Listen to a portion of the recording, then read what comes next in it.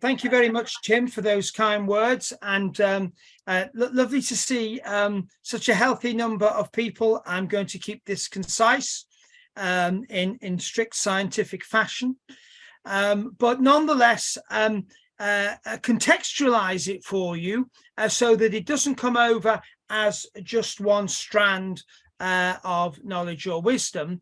And I'll start by saying that we hear perhaps sometimes quite a lot of glibness about the divine plan, the plan for the earth that the masters know and serve.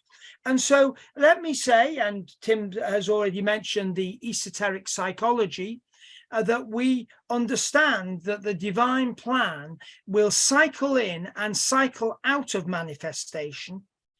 The great rays of the builders of consciousness. And so we'll define the rays as we go along, briefly remind you of them for those may not be too familiar with them.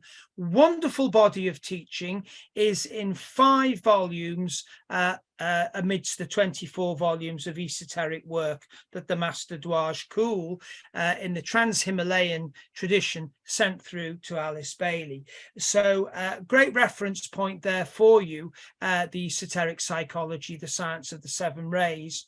And we understand that Christianity brings it out very well, this trinity of 3 ideas: Father, Son, and Holy Spirit, if you like, in the Christian term, would be translate through to just one aspect of the idea of first ray, will; second ray, love; third ray, mind.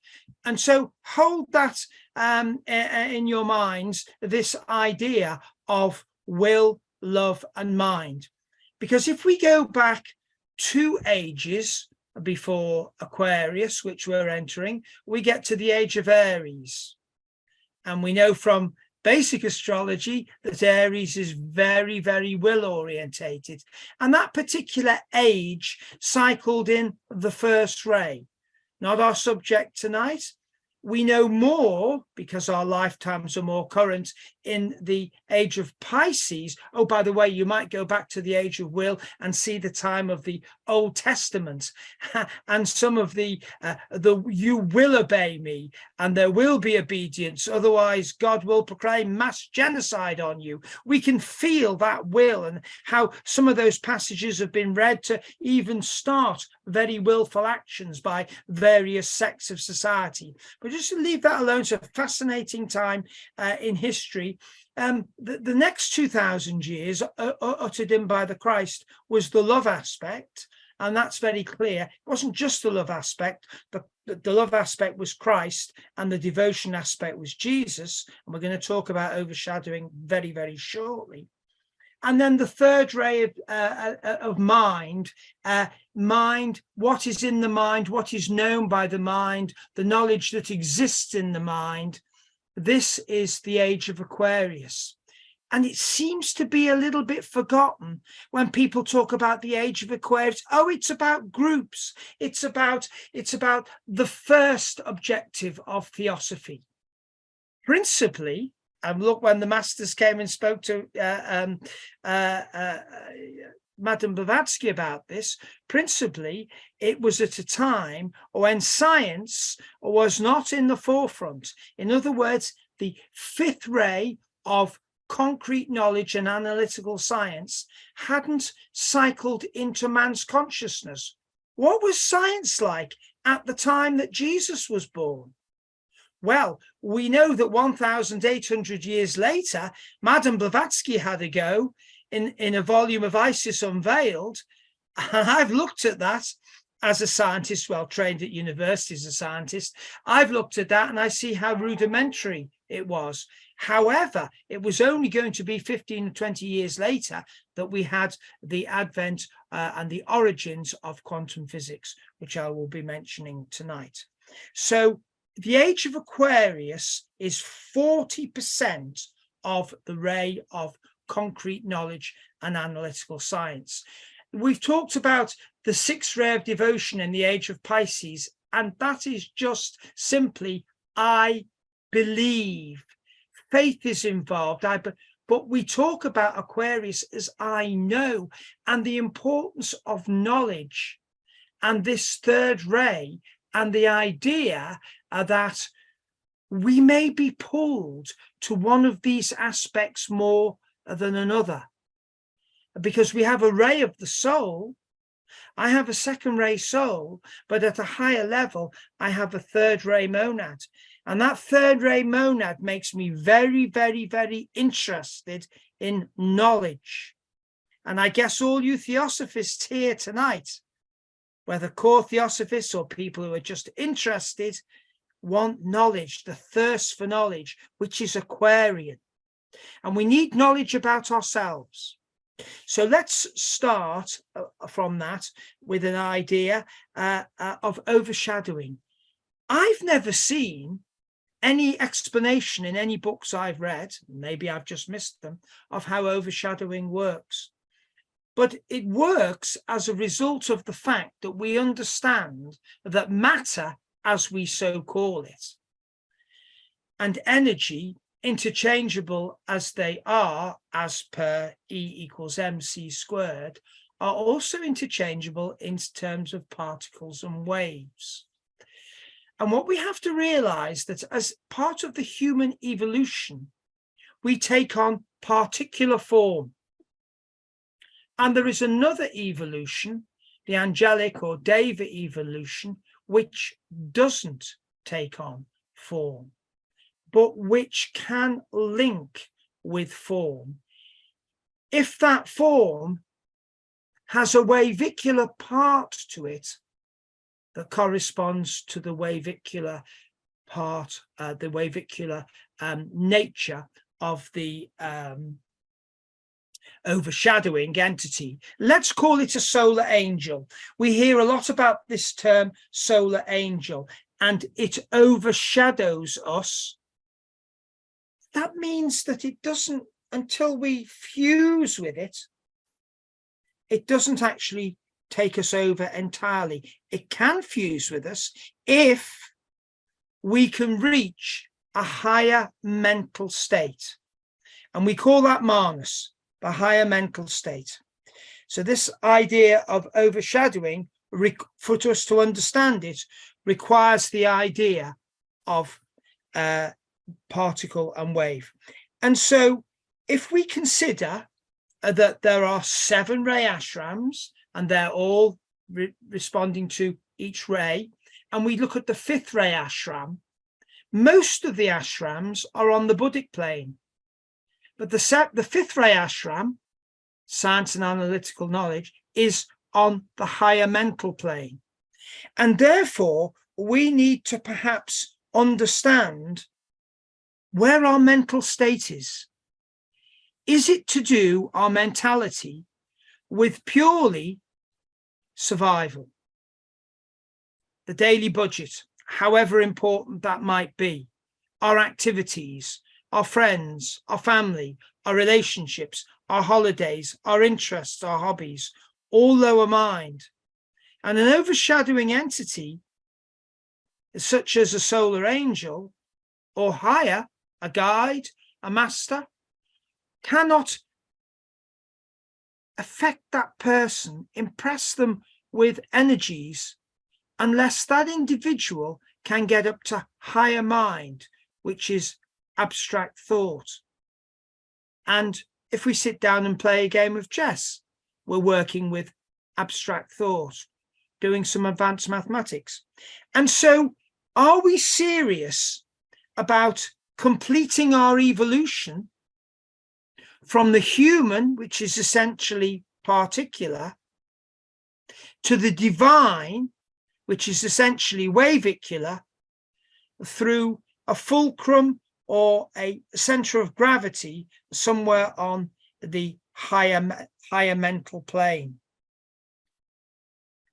And I believe that the 5th ray ashram of souls working in wavicular substance, as a soul would be, solar angel would be, would overshadow the minds of some of the greatest scientists, such as Einstein, and more recently, Stephen Hawking to produce information and theses for humanity, which they can take forward.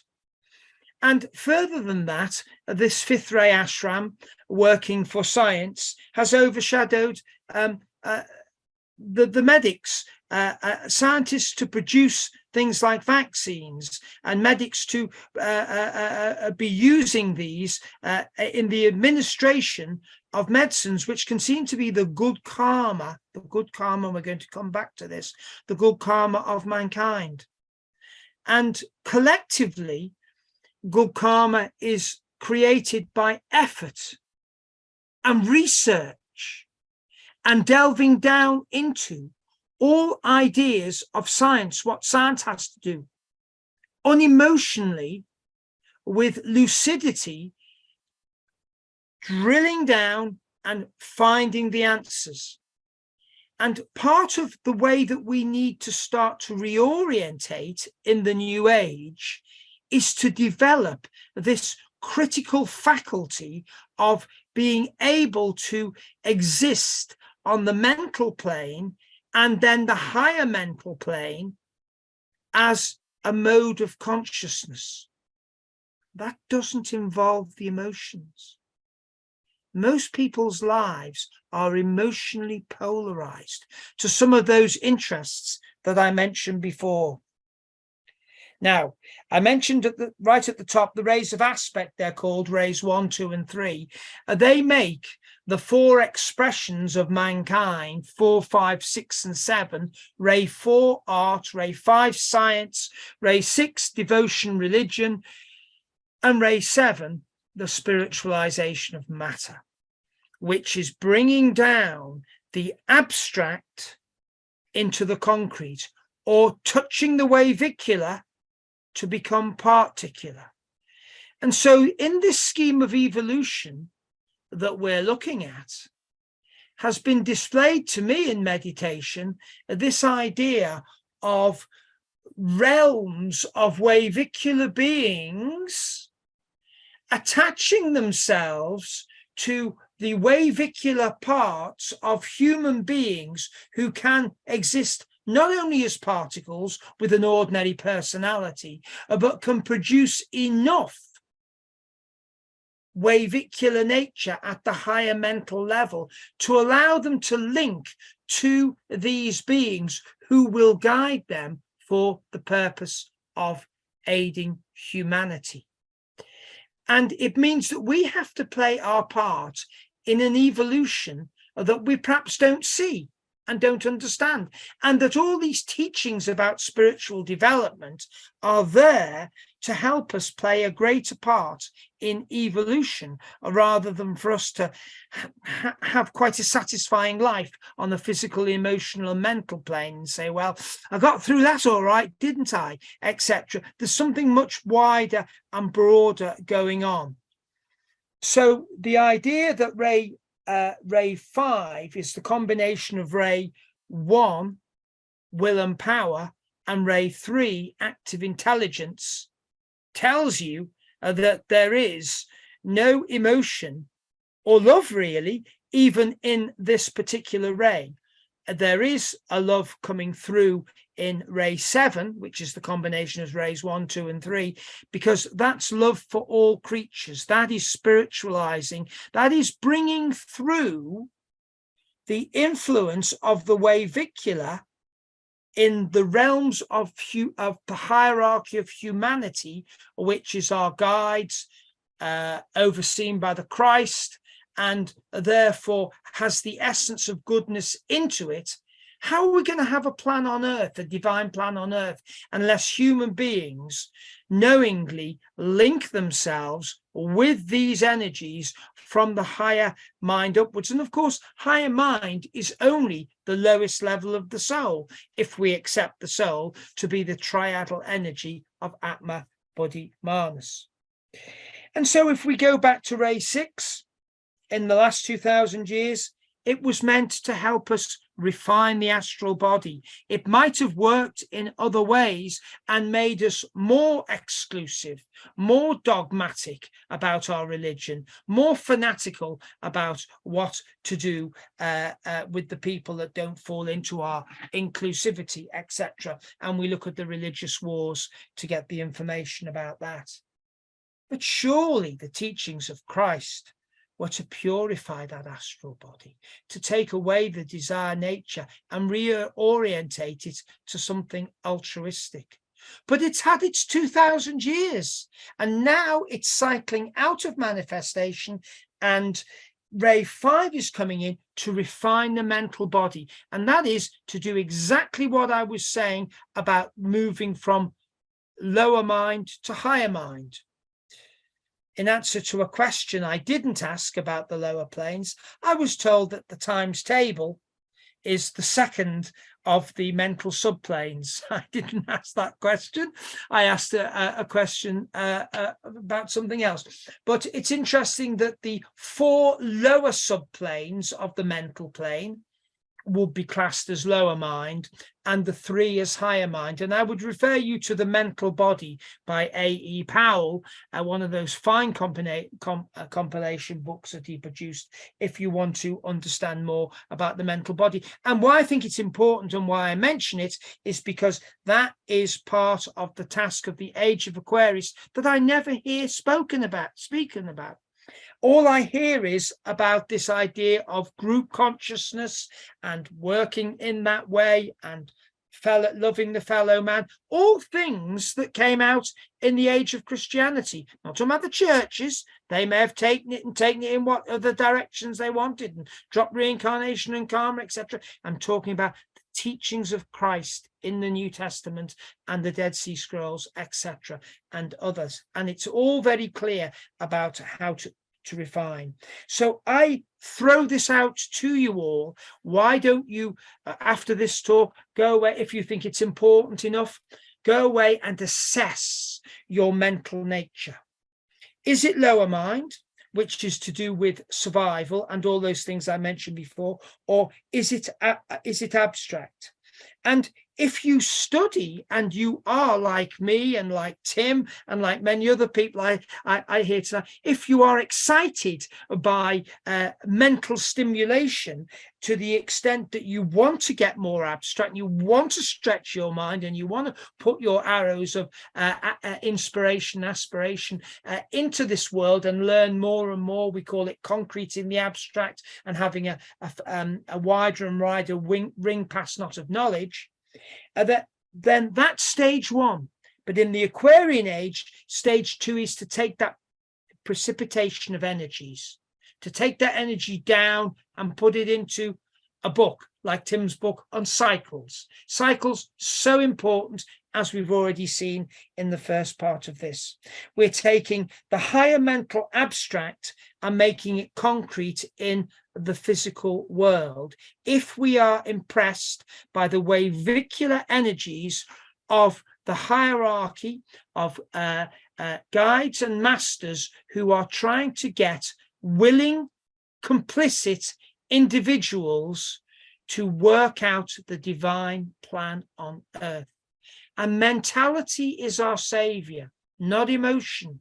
We are not in the age where emotion can help. In fact, my astrological analysis of literally runs to now thousands of clients, shows me that the biggest problem that humanity has is dealing with a flawed astral body, a sticky emotional nature.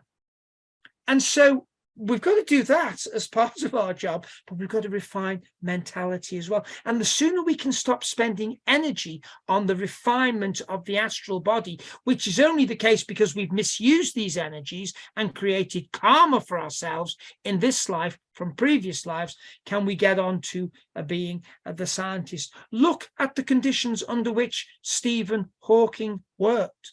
I don't need to tell you because it's there in films and books, etc. There was no emotion in that. Sheer will and mentality got him through.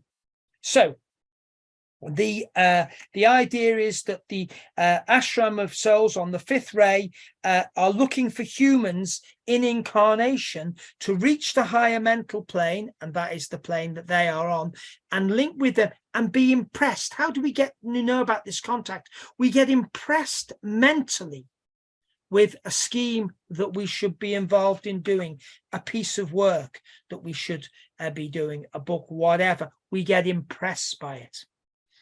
And when we become what's known as one of the new group of world servers, because they can only work from a mental impression point of view. And it would indicate that if we are in this group, that we are working not for our personalities any longer. Yes, we've got personality responsibilities and duties, etc. But the first port of call, what we think about when we plan our day, is where our esoteric work is going to lead us.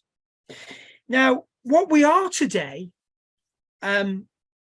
what we're pulled to, depends upon our series of existential past lives, but it also it depends on the nature of the cycles in manifestation when we had those past lives.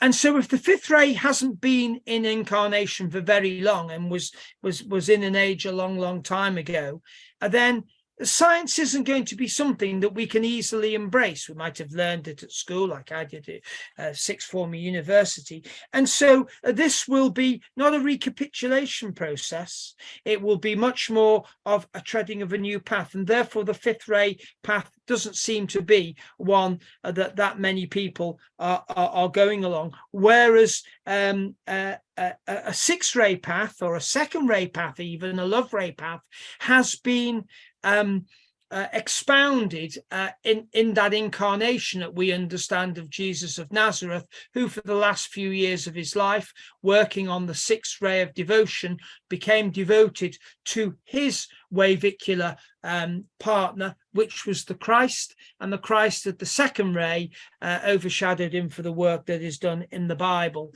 because he was willing and complicit and conscious to do the work of a higher and start the beginnings of what they considered would be a heaven on earth, that people would live in this way that was deemed to be the way of peace and understanding and altruism.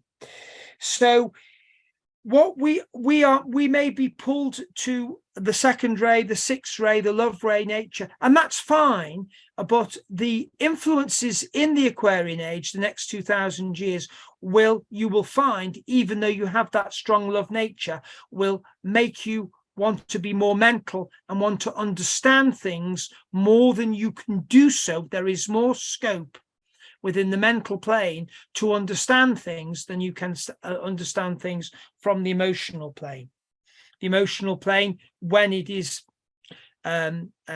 sublimated, gets to the heart. And with the heart, a loving heart, a lot can be achieved, particularly in areas of the world that need it so much. So we've defined this overshadowing, or I have defined it as a linkage at the higher mental level, and therefore implies that we have to get up to those three top subplanes of the seven mental planes in order to understand that, and that the key is it's not to do with our survival. Now, quantum physics has started talking about consciousness in the way that magazines like New Scientist and Scientific American have kind of, in many ways, use this subject to understand the rather astounding discoveries that there is a new set of laws which does not conform to classical physics. And I think Theosophy has to be careful that they too keep up with the scientific developments of particularly around consciousness, and I'll mention a couple as we go through, around consciousness. One of them would be this idea of overshadowing. So what I'm suggesting is that quantum physics, which in my view has just discovered the etheric of plane of the subtle matter, making about the known scientific 5%, they reckon, Science reckons, working, of course, bottom up, about 5% would be the physical plane, ruled by the laws of classical physics, and the etheric plane, ruled by the laws of quantum physics. But the big difference there is that the physical plane is particular, and that the etheric plane, its counterpart, its inseparable counterpart, is wavicular. And this is what we say, that the two cannot be separated. And we say that in esoteric science and theosophy, you cannot separate the physical and the etheric plane. And so as we go up the planes, astral, mental, etc., etc., it's dark matter and dark energy. Dark because it's not understood. So science has got a long way to go. The beauty of them understanding quantum physics and the etheric plane, as I would suggest, is that we've got the key to these higher planes. And so we have to bear in mind that when our consciousness raises to something like the higher mathematics, and I'll say, okay, we're going to talk a little bit about the qualitative aspects of science and quantum physics. The quantitative aspects are much more difficult. They involve the mathematics. And there is a universal equation called the Schrödinger equation, which I've looked at as a mathematician. And it's very interesting because that equation includes the letter I. And the letter I is an imaginary number. I is the square root of -1. And according to all the analysis that has been done, and I know equations turn people off, so I don't show it or talk about it too much, all the weirdness, all the ambiguity, all the what people say contralogical ideas of quantum physics come from this imaginary number. We are normal in this world, and the accountants and the economists dealing with real numbers. Well, there's something in the mathematical world called imaginary numbers, and imaginary numbers lead to behavior that isn't particular. It's wavicular. So there is a key there. There is a mathematical key there, which I wanted to mention, but the quantitative aspect is difficult. But if we have a look at the qualitative aspect, we are soon brought into the idea of an observer, that we radiate from our eyes an energy which, when we are looking at something, the optic nerves point outwards.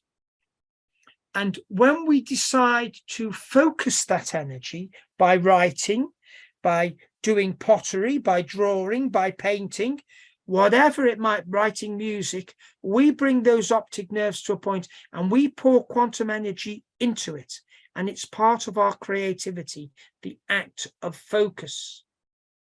And if we take this wide enough, there is an understanding, a suggestion that Sanat Kumara, who is said to be the planetary god, the planetary logos, in charge of Shambhala, and overseeing even the work of the Christ. So we have humanity and the avant-garde of humanity, and we have hierarchy led by the masters and the Christ being the senior master. And then we have Shambhala, and we have this nicely in the full moon meditations in the idea of the great invocation. Shambhala, where the will of God is known. And hierarchy, where the heart of God radiates love. So the idea that Sanat Kumara actually is called the Ancient of Days in the Bible, or in Theosophy, the silent watcher. Could it be that a universe, our universe, is a thought form in the mind of a great being, a most spiritual being? And when he's open and his eyes are open and he's gazing, we have Manvantara. But when the eyes are closed and the observation ends, we have Pralaya. And this is exactly what the Copenhagen interpretation of quantum mechanics talks about, that there is no manifestation no manifestation without observation. And the observation has a material impact on all of the ideas of consciousness. So let's have a look at one of those, the very, very basic page 2 or page 3 in any quantum physics book would be the two-slit experiment, where particles of light are passed through a double slit and they form an interference pattern, dark light, dark light, dark light on a screen. I'm not going to go into that tonight, but if an observer looks at that, interferes with it, the screen goes black. And we call it the collapse of the wave function. Something happens. So if I had a tin of Coke there and I was looking at it, it is in manifestation. But if I wasn't looking at it and nobody was looking at it, it wouldn't exist. Now, I ask you to think about that and say, do you go? Because it's being taught in universities as the leading interpretation, qualitative interpretation of quantum physics. You might think that's absolutely absurd, but I'm saying to you, is it the case that we need an observation? We need quantum energy coming from a being to sustain a universe, just as we need to sustain our material world down here. So the Copenhagen interpretation, it's called Copenhagen interpretation after somebody called Niels Bohr. Niels Bohr was an aristocratic Dane who talked about this idea of the particle and the wave.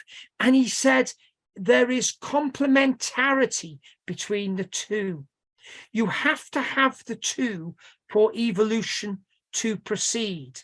So the particular nature has to be developed by us in our many, many lifetimes. And we have to have a personality which is particular in what it does. But in order for it to become truly wavicular, it has to then link with the higher beings, which is what we're taught about in theosophy and other spiritual disciplines and religions, about linking with the soul. And we do have this hermetic axiom that we accept: as above, so below. I turn it on its head and say, well, as below, so above. The microscopic world, which is what the scientists are looking into at this point in time, can be used to explain what happens above, because if we accept the axiom, hermetic axiom, we can turn it upside down and accept it there. And it means that we can start to look at the interference of waves on a microscopic level as happening in our lives at a human, taking it up to human psychology, which would be above. So waves interfere with each other. When the interference becomes sustained and intensified, it becomes entanglement. And with entanglement, we get that kind of experience of being pulled towards something, some concept, some society, some individuals, etc. And it is my very sincere view that maybe beyond our lifetimes, karma and entanglement will be seen to be the same phenomenon. And the reason for that is that if we look at the fact that we're trying to work out our karma in order to free ourselves from these lower planes, the idea that we are disentangling ourselves from anything, from a group, a society, a person, or whatever, a belief, we disentangle from that, that also leads to liberation. So another question of assessment, if you're interested in it, assess what you're entangled with and see whether it's the sort of thing that you want to become entangled with. Recently, as some of you may know, I have been studying very closely some of the teachings in the New Testament. I am entangling myself with those teachings. And when we entangle ourselves with something, we become part of it. It becomes part of us. And so we can, in that sense, entangle with anything on the higher mental plane and start to develop, as I suggested before, our higher monastic consciousness. So we're taking up the idea, the microscopic idea in quantum physics of entanglement. We're taking it up to the human psychology level using the as above, so below maxim, and saying we can see that we can start to be more in control of our spiritual development if we understand our entanglements. And they can exist at the emotional level, the very gross level, emotional level, then the mental level as well. When they get onto the higher mental level, they cease to be human and they start to be divine, because that is the realm of the divine, Atma Buddhi Manas. That's the lowest level of the soul and the divine. And so the journey for us theosophists surely should be to the divine. And we can summarize by saying that the physical plane, which is the laws of classical physics, which have been laid out up to 1900s and beyond, and of course beyond, because this is the world that people like Newton and Galileo worked in. This was to do with particles and the most the grossest physical tangible layer of existence, and physics thought that was the end of it until 1900. And then we get the idea that the etheric plane is ruled by the laws of quantum physics because it's a wavicular plane.